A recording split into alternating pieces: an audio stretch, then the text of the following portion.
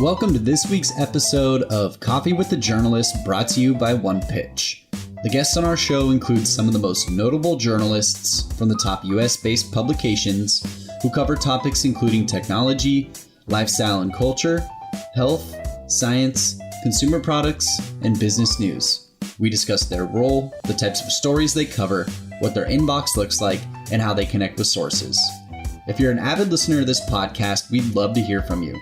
Leave us a review to share your thoughts about past episodes and help spread the word to new listeners. Today on the show, we're joined by Brena Nath, a managing editor for HousingWire Plus. In her role, Brena breaks down the daily news cycle for insights and analysis around the housing industry. Her coverage aims to connect, build relationships, and spotlight top industry voices. Brena has worked on both sides of the aisle throughout her career, not only as a reporter and editor, but also as a PR and community manager. During the episode, Brena talks more about HousingWire's general coverage area and their move into the B2C space, the hundreds of pitches she receives per day, the importance of building connections with sources, and more. Let's dive into the episode now. Welcome, everyone. This is Coffee with a Journalist, the podcast with journalists, sometimes drinking coffee. Let's see what we have today. Brena Nath from HousingWire, where she is the managing editor. We're so excited to have her. Brena, are you drinking coffee? I am drinking coffee. Yes, this is my second too. cup of the day. Yes, cheers to that. Me too. We're taping this early in the morning, so that probably is one of the reasons why. Well, I'm glad to hear that because shockingly on this show, most people are not at all drinking coffee. Sometimes we get water, sometimes alcohol, sometimes other things, kombucha, whatever. But that is great to hear. We're on brand for today. Excellent. I definitely wanted to stay on brand. And I think if you had me on at 3 p.m, I would probably still have a cup of coffee. Yes. Yeah. So Brena, as we heard just at the little intro, you've been slowly creeping up on your prominence in HousingWire. I'm sure you're going to tell us a bit about that. But for those who do not know, could you give us a rundown on what HousingWire covers? Yeah, so we report on the mortgage, real estate, financial technology, servicing, which falls under mortgage kind of industry, that whole real estate, housing, finance spectrum of the industry. We're technically classified as a B2B publication. So we write for the folks in the industry. It's a highly engaged industry. But we've started to dabble in our growth a lot more into, I guess, the technical B2C world. So we have a lot more content these days that are going for the consumers, reaching the educational market around real estate, since as we all know, it's a hot housing market right now. I was going to say, what a time to be in real estate reporting. Such a busy time, and everyone has a lot of thoughts about housing right now too. I would imagine. Speaking of, how are your pitches going? Are you getting blown up via email? I was listening to all the other people you've had on the podcast. Yes. I love this question. It's something that it's fun to gauge, but what is normal when it comes to your email? I have a bad habit of trying to be inbox zero. That's I probably great. shouldn't let my inbox own me as much as it does for me always checking it. But I would say I probably get south of 500 a day. Pitches? Not pitches. I'd say half of that is pitches. So probably like 200, 250 pitches. Okay. Wow. I guess numbers maybe not all accurate, so I won't fact check any of this. But I was trying to do the math earlier about like, what does my inbox look like after a day of PTO? And so that's what I would say. And say half of that is probably pitches. Wow. Okay. So how do you suss out all those pitches? Do you read them? Do you delete them? Do you do one of those fire drill deletes? You just delete all of them. I've had a couple of those. I am a fire drill. So I'm not saying this is the best tactic. So I try to read pitches. So I get a lot of emails that are not technically like you're on other email things. So I do select all for the 50. We have Gmail. I select all of them. And then I unclick the ones I want to read. And then I open the rest that I don't want to read. Those are like your normal emails. Maybe like someone ordered something, bought something. And then anything else that I wanted to read, then I go through and I open it, I read it. And I am a big advocate for snoozing emails so I can actually answer them all at once. So anything I actually want to get to or respond to, I'll snooze for a time of day that I know I have time for. So I often will snooze things for the very end of day, or if I'm checking my email throughout the day, I'll snooze it for the next morning so I can go through in one fell swoop and respond to everyone, trying to not be let my inbox own me and try to be a little bit more strategic. I wouldn't say I'm the best at it though. Yeah. Yeah. Oof. Okay. And of those pitches that you are responding to, what catches your eye? Oh, that's a solid thing that I wanted to think about after I heard the question, kind of what would I open? I oversee a couple things. So there's some like podcasting that we do as well on our end. And so I tend to open a lot of things for like, we have a podcast on like female financial empowerment. So I'll open like new areas there. Anyone that I usually have worked with, I've been with HousingWire almost on and off for 8 years now. So people who I've been connected with for a while. And then I would often go to the subject line. So I write a lot of the same things or have the same type of feeds or things that I oversee at HousingWire. So anything that I know pertains directly to what I'm doing or could possibly be an idea or something we want to dabble in, then I'll open it. I wish I knew the percentage of what that was of total, but I'd say a decent amount of them. If it's an actual pitch, I try to open and just kind of keep a good pulse on what's going on at least.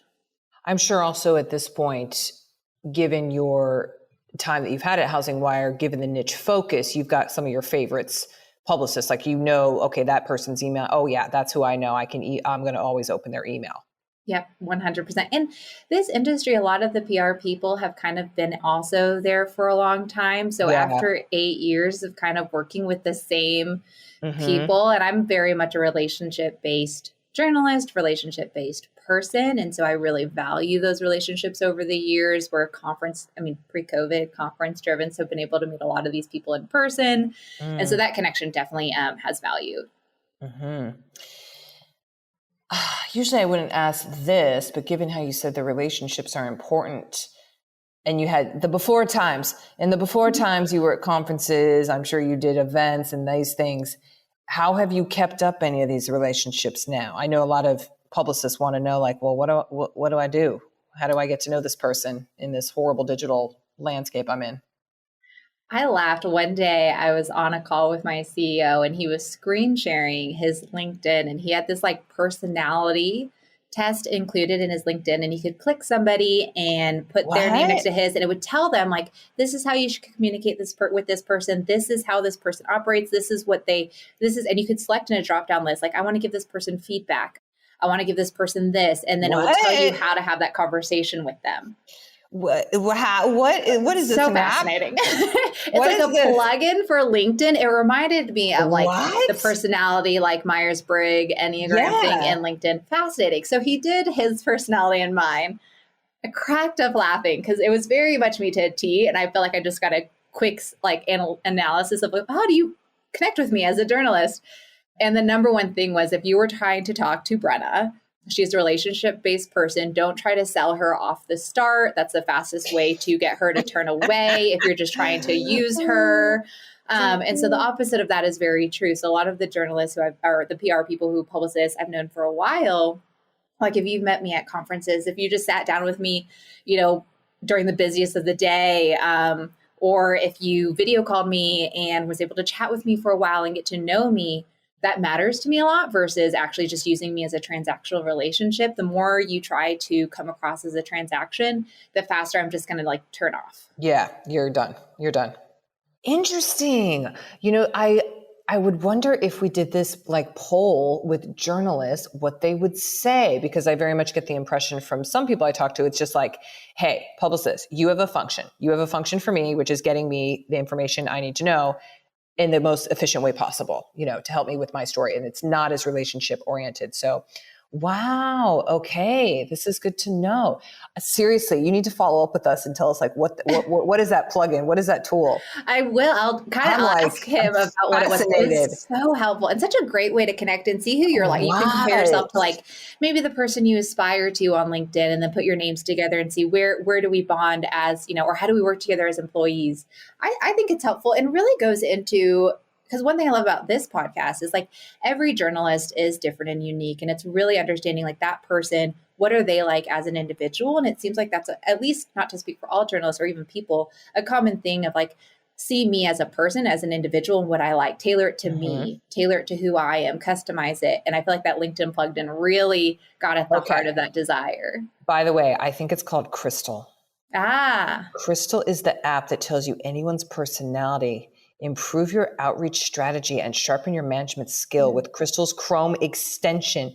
All right, that's a whole other combo, okay, I'm going to play with that later. Fascinating. Oh, okay. Brena, when you're thinking of a great story and you're going to write it, or perhaps one of your staffers is, because I know you're an editor, where does such inspiration come from? In other words, do 85% of them come from pitches? Or are you on a walk? Or are you taking a shower? Or are you contemplating eating macaroni and cheese? I don't know. Like what is it that makes you go, we really need to do this type of story? Yes. Obviously not when it's breaking, of course. And I did have to get put on breaking news the other day. It's been a while. I was in the middle of a conference and I was like, okay, we can do this. We're going to multitask and be flexible, but I am often not the breaking news person. But since we were all busy that day, for me, maybe a lot of this interview is going to come back to personality tests, which clearly I have a problem with, but I just took a new personality test called the Working Geniuses. And it's like the different types of ways you want to operate and work. And my working genius is like the ideator, the person who likes to come up with ideas. So I really do. I feel like in my free time, when I'm just walking the dogs or just doing anything, that's when I really like to ideate around like, okay, what really do I feel like was unique? What do I feel like new conversation I had? And then I try to fuel that thought process, I would say, by constantly being in communication with the industry. So we've been on Clubhouse a lot, the new app that is quickly gaining steam. So spending a lot of time on Clubhouse, spending a lot of time trying on the phone to not always just have a call with purpose, but really an open-ended conversation of what are they seeing, what's going on in this space, because I've long been a remote employee. And so I don't want to just be a person at a desk connecting with an industry, but really also kind of be in it as well. And so having a lot of those phone calls or pre-COVID going to the conferences or going and meeting someone locally. I'm based in Colorado Springs. We're a huge growing market, meeting with people locally, seeing what's going on. So I would say a lot of my ideas try to come from actually building connections with people and then taking the top articles or the top stories that we're seeing right now and looking deeper into that. A lot of the heart behind what I do is my title is technically digging deeper into the why behind the news. So I get the benefit of saying, okay, here's what's trending. Well, now let's ask some of the questions about why is this trending? Why are people invested in this? What does this mean for 5 years from now? What does this mean for 6 years from now? And asking those questions to like look a step further. Got you. So it all goes back to relationships. That's a common theme. Yes, quite. Today's interview will continue after this brief message brought to you by OnePitch. Are you curious to see the unique ways OnePitch helps PR professionals and marketers pitch journalists? Head to onepitch.co to learn about our new OnePitch score and see how easy it is to find the right journalist to pitch your news to. Sign up for your free account today. Now, back to today's episode.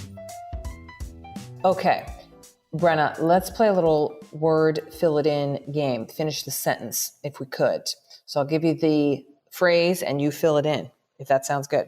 I'm here for it. I'm excited. Yeah. Pressure's on. Pressure's on. My favorite publicist always.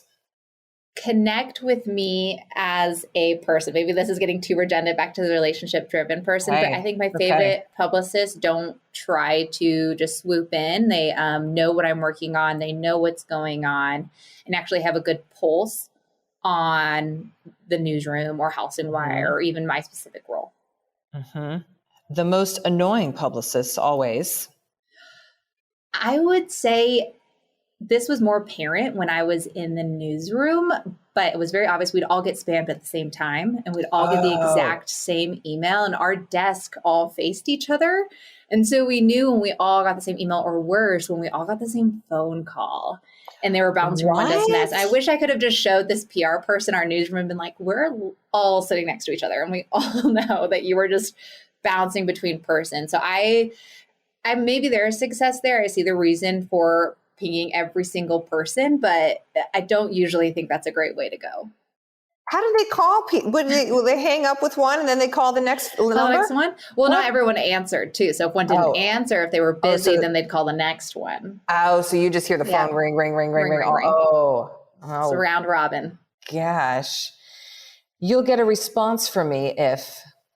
You'll get a response from me if you probably did your research. A lot of what I am working on is decently public knowledge to publicists. So you can see I edit the magazine.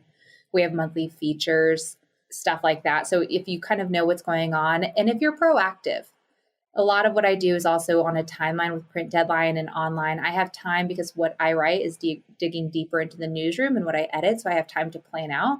So if you're proactive with me, you know what's going on. You say, hey, I see you have this coming down the line. Or this feature's happening. Not so much the person who doesn't understand print deadline and pitches me the month of, when magazines go to the printer much earlier than the day before the month. There you go. You will never get a response from me if... A lot of people have had the same answer to this one. So I wanted to think of something else. I've definitely been a Brenda, a Brianna. I had a coworker whose name was Ben Lane. He got Blaine a lot. Oh, so wrong name. Yeah. So outside of the naming world or penning it wrong, I'd say you wouldn't get a response from me. Yeah. Maybe if you're like telling me to do this, or you're falsely advertising what you're pitching, or maybe looking 2 steps ahead, you won't get a response from me if you falsely pitched me before and I gave you a chance. And the second time around, the first time you said you weren't going to be self-serving, and then it turned out to be self-serving. So the next time I'm a lot more on guard. I try to give everyone kind of a chance. So that would be something that red flags me. Yeah. Understandable. You can follow up with me if...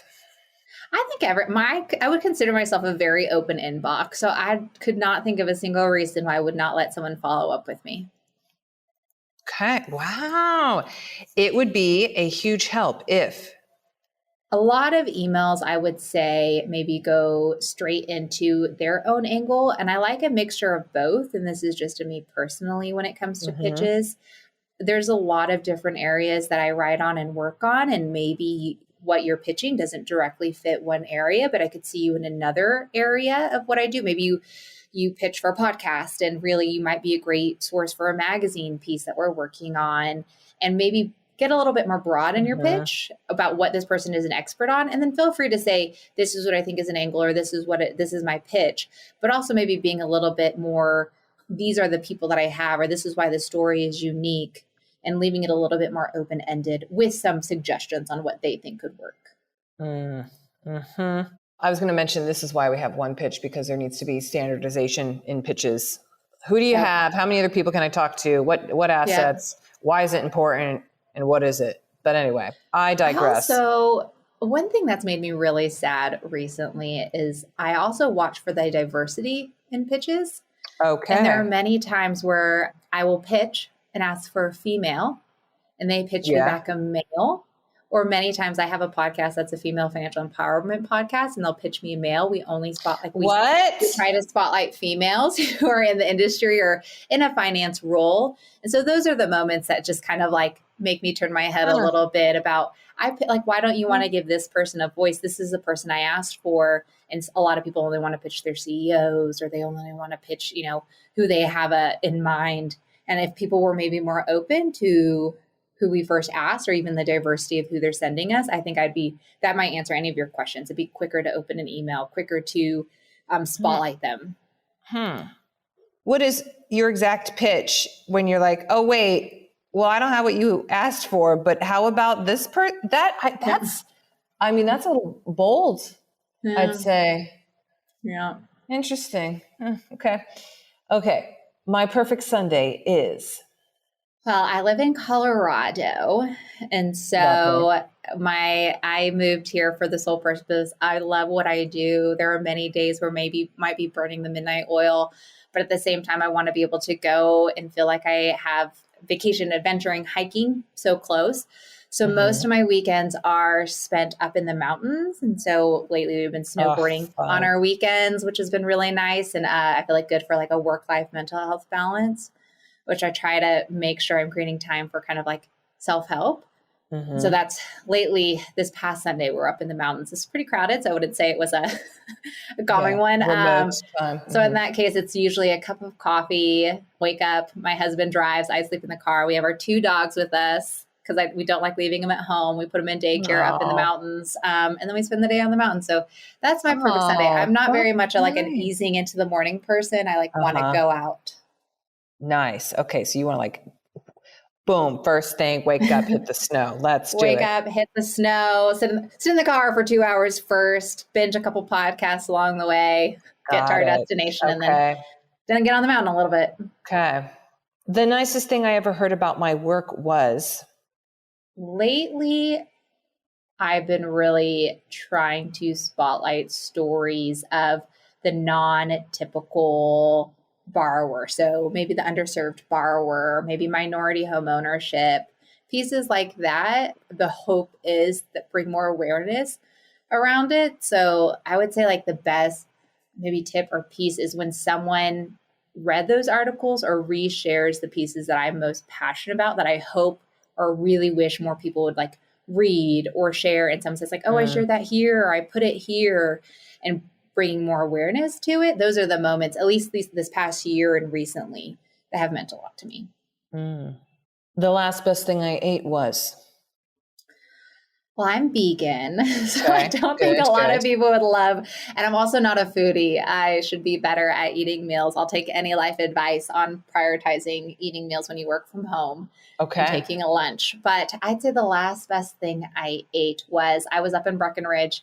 And up there, we always I'm a French fry person. I could eat French fries every single meal. And they have amazing sweet potato fries and like a good Impossible vegan burger. And it's probably my meal every time we leave. The best meal. I'm just a burger and fry kind of girl. Just make it vegan, which I'm sure upsets a lot of people. Who cares? It's fine. There's alternatives now these days. So everyone can have a burger. And so many. I'm sure too. In San Diego, I feel like there's got to be a plethora of options. Oh, many, many. In California, all the vegans, paleo, whatever, vegetarian, whatever you are. Whatever you need, we got it. It's all here. Okay, quarantine taught me that it is okay to slow down, or maybe that it's okay to not be going a mile a minute. And I think it's been really nice to watch us all be more present at home and be a lot more present, I feel like, in our at home lives in our community where we're at. And right before the pandemic really hit, I was out of town for almost all of February last year, almost gone for half of December and January. So it was really nice. I'm very much a going person. I'm an extrovert to the extreme. Don't like being by myself. Being out fuels me. So I am not the person who wants to often sit at home and be in her feelings. So it really taught me the power of just slowing down and being present. Okay. Ooh, troubling time for extroverts. Troubling time. I wish the mountains have been my saving grace this past year. And my dogs. I got a new dog. I got a puppy. That really helped. Oh, pandemic puppy. There's been so many. I love it. My favorite stories to write about are? This goes back to like the, underserved, I guess, borrower kind of community. I just wrote an article that I was really passionate about for the magazine. And it was about, it started off just 5 different companies and what they're doing to address like the affordability crisis, what they're doing to address.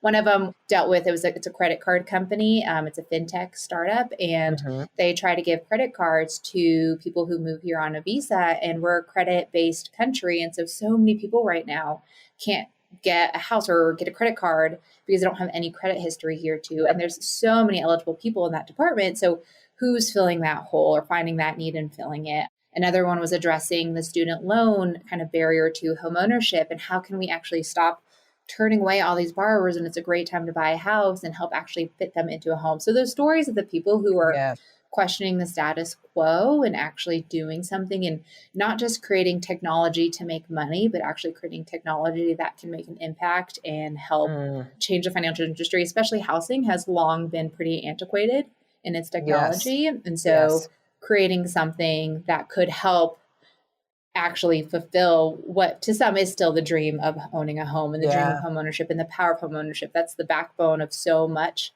in the country and wealth building. And so it's really cool or an honor for me to be able to tell the stories. I love storytelling. I know it's something that you're passionate about too. Yes. Telling the stories of people who are making a change. And I mean, helping people buy a home, that's generational wealth right there. And so those are the stories I love being able to tell. Got it. So good. Brena, we have an audience ask, and I think you might even know who this is. Actually, this is from Bill Bryan from Remedy PR. Do you know him?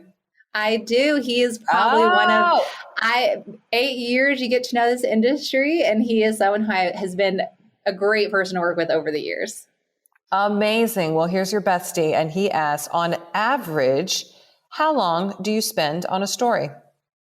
On average, I would say, at least currently, so I'll answer in current day, with the magazine or HW Plus pieces, I would say they probably float around in my head to having interviews, trying to develop the different sources, because these types of stories aren't like your daily news ones, so a little bit more deeper dives, would probably range a week to 2 weeks. That might, I don't know what's average, but as far as like my day-to-day is what at least I need in order to be able to sit down and write it. And I'm the person who wants to be able to sit down uninterrupted to write a piece. And so usually that would take me about 2 weeks to get to a point to be able to kind of execute on. Okay. He has a second question, which is, ever turned down a story because of the length of time it would take to create and you didn't have the bandwidth? Boundaries have been another big lesson for me this year about what you do and don't have time for. And I'm sure we all could use a lesson in boundaries, or hopefully if you have it all under control, I'll take any tips. But that's something I've never done, but there have been some times after the fact, and I'm very thankful for some people's patience.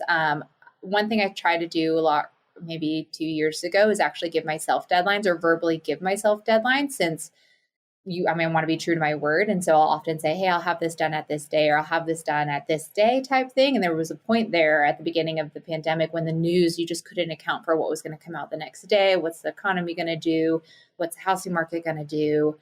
That I would give a day and then news would happen and all hands on deck. And so my dates were quickly moving with these evergreen type of news stories. And so I rarely have ever said, no, I don't have the bandwidth, but I would like to write it. But there have been times I say, hey, let me come back to you in like a month when I have more time. And then I might put it off down the road a little bit. And then I appreciate when they follow up and they're like, hey, it's that time again. What do you think now? Is this a good time? Especially if the story is a good story worth telling. Got it. Well, thank you, Bill, for those audience asks. Great questions. Brena, is there anything you're reading, listening to, loving, watching, whatever? We just want to know any good other content. You said you like to binge those podcasts, so tell us. I do love to binge podcasts. Oh, I've been trying to be better at content consumption, especially these days. I feel like especially as I'm sure, content diets. Yeah, getting online. So I do try to read a book.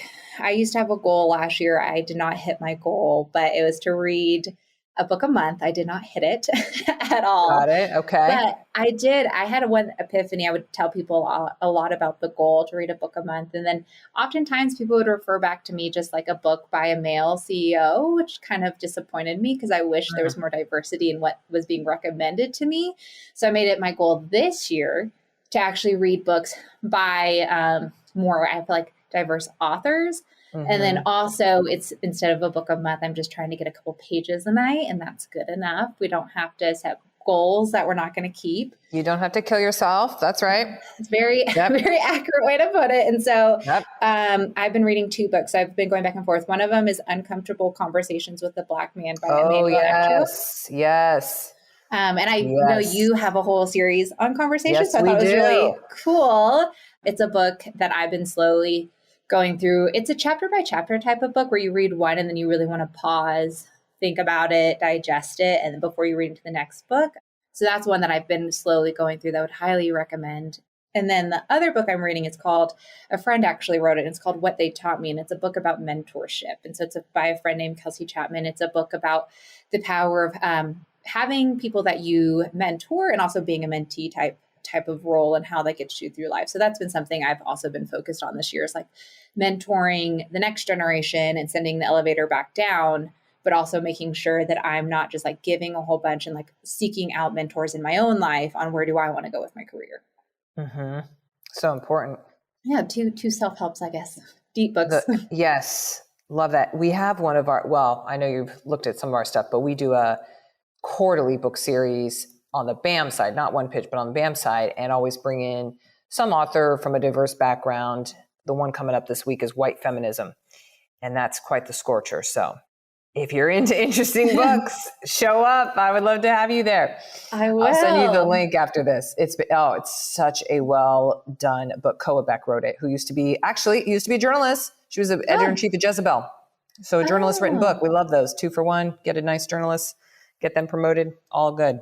Yeah, especially promoting that, reading it. And then I think it was one person on here was talking about audiobooks. So I think that's my other thinking. Instead of doing podcasts on the road, maybe switching to the Audible side. I tend to switch around our podcast readings on the road, but could probably switch to Audible. You could. Audiobooks. Brena, I know you've been in journalism for a while, although you've been in a focused niche of housing in particular. But what do you think the future of journalism looks like? Maybe I should just boilerplate all my answers with don't want to speak for all journalists. The future of journalism, I think, is an interesting one. I've had the pleasure of watching HousingWire change and grow. I think Marianne Acevedo was also on this podcast, and she was formerly at FinLedger, which was our new kind of journalism startup. And then we also just acquired a company called Real Trends, turning them a little bit more into a journalism role. To me, the angle I would go with this answer is really not saying that the journalist should be the face of the brand by any means, but I definitely think the modern journalist needs to be very adaptable and very flexible. I think it's a changing industry. And so taking that answer with being willing to do the podcasting route, being willing to do the video route, being willing to kind of mold with where the audience is. And I think the audience is constantly different places. And there's so many different, I think, parts to this answer about, the stories. I feel like the journalists and the news has been the forefront of a lot of people's thoughts this past year. And so I'm a big advocate for like niche journalism. When I see housing get to the national level and make national headlines, it's a unique perspective to see, okay, I am a deep dive journalist when it comes to housing finance or when it comes to mortgage finance and knowing how that narrative is played out. And so I feel like 2 answers there would be being willing to be flexible and adaptable with the times, but also, I guess, maybe staying true to knowing your beat or knowing your field, kind of that twofold. It's definitely a question that I've been asking a lot. I've had to change and adapt. I now oversee our HW Plus program, which is our paid community. So you have to pay in order to read our longer form content. So sometimes I look at like my role having to shape this, this new world of journalism, but like watching different areas kind of open up and what does this look like, and following the Digiday of the world, which is the publisher that writes about where publishing is going, and following their trends, and also being like, okay, what can I be open about, or what can I be idea generated about, or follow this vision, but also stick true to like the importance of telling this new story or digging deeper into this because it's a story that needs to be told. So seeing both sides of that, and I think having an open mind and being flexible. You got to be flexible, I would say. I would say the flexibility is quite key, big time. Yeah. Or you're going to go dinosaur. So you got to. Sounds like you're positive, though, is what I'm inferring. I am a positive. I do think I have a positive bent in life. I think it comes with being an extrovert. My personality is relationship based. I'm grateful and very thankful to work in an industry that, at least housing finance, we have a highly engaged industry. The housing finance industry is changing fast. Every single new political administration that comes in, they can change the rules back to the other direction. So every 4 years, I think I've worked through 2 administrations, but I guess 3 terms of rules changing. And with that, I mean, you see how much the industry needs or is focused on the engagement or knowing what's going on here. And so having, the power of being able to tell the truth or tell the story or go behind the scenes, get the deep dive for things that they need to do in order to do the job, but also still get that in person into the home, or the person who wants, the dream of home ownership. I think for an industry that just really wants to connect and needs news often. Yeah. I'd like to transition. I was going to get into another spiral of that, but we don't have 17 hours for today, Brena. So why don't we go to our Mad Lib? Yes. And kind of take it from here. I know you were listening to a couple of them. We've changed it up a little bit. So let's see what we get today. So I'll give you the word, you give me a word, and then I'll read you back the whole section. Does that sound good? Roger that. Let's do it. What's an emotion? Disappointed. What about an adjective? Beautiful. Beautiful. Another adjective. Jittery. Jittery. Too much coffee. Greeting. Any greeting. Howdy. Howdy. A verb. Running. Running. A noun. Laptop.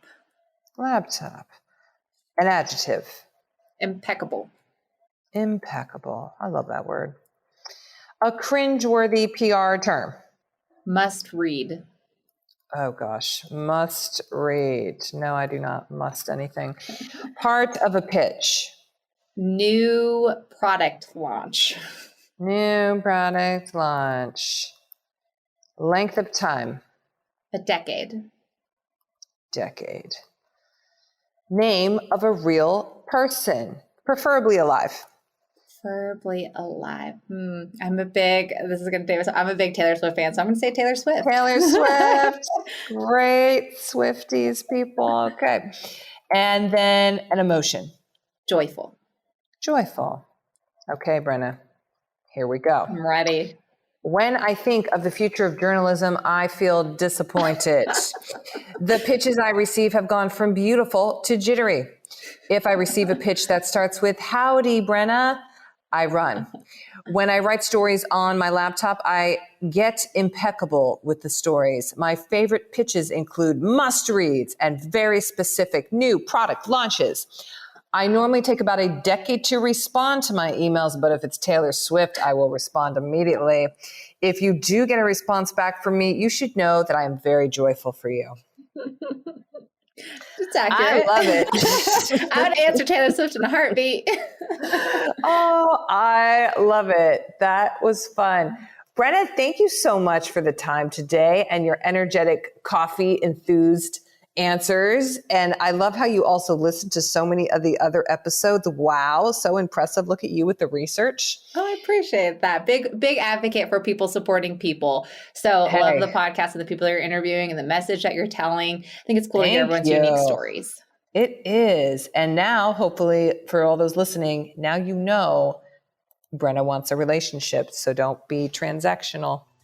Listen to the whole podcast. Listen to the whole podcast. There you go. There you go. Thanks, Brena. Great having you. Thanks. Thanks for listening to this week's episode of Coffee with the Journalist featuring Brena Nath from HousingWire. If you enjoy listening to our show, make sure to subscribe on iTunes, Spotify, Google Podcasts, and anywhere else you listen to podcasts. And if you have a moment, please leave us a review to share your thoughts about the show and today's guest. To learn more about the latest tools on OnePitch and to subscribe to our weekly podcast newsletter, head to our website at onepitch.co. We'll see you all next week with a brand new guest and even more insights about the journalists you want to learn more about. Until then, start great stories.